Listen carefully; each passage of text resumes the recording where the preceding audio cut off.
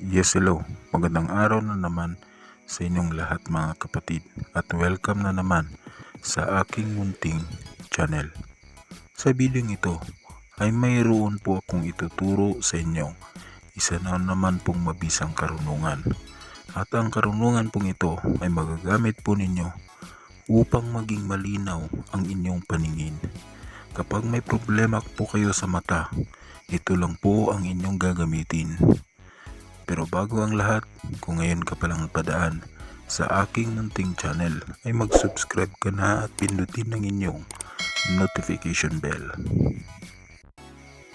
Kapag malabo na po ang inyong paningin, ay maaari po ninyong gamitin ang karunungan ito upang bumalik po ang sigla ng inyong paningin. Kapag mayroon po kayong sakit sa mata, tulad po ng katarata at iba pang klaseng sakit, ay gawin nyo lang po ang karunungan ito nang sa ganoon ay unti-unti pong mawawala ang sakit po sa inyong mga mata.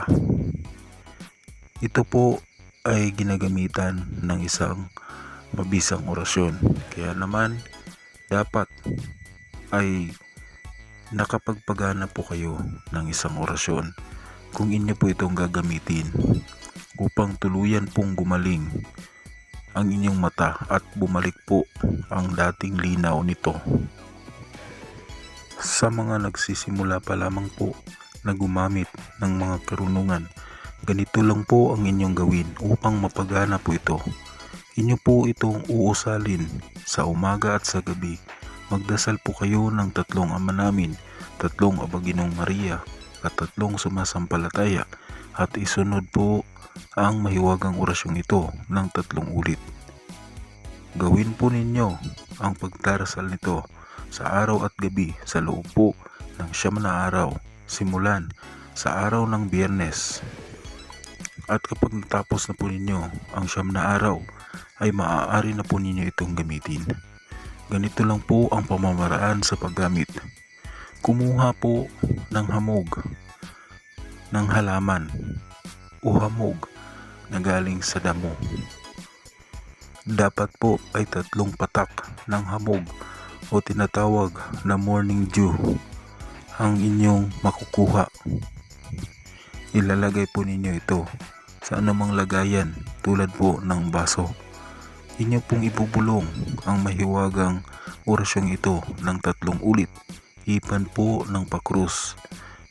At kapag tapos na po ay ito po ang inyong ipangpatak sa mga nalalabong mata upang bumalik po ang dating linaw nito.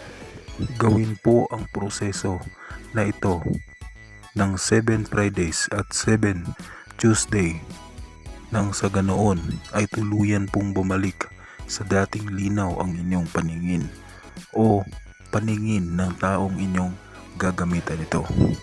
Sana po ay ingatan po ninyo ang karunungang ito mga kapatid. God bless sa inyong lahat at ingat palagi.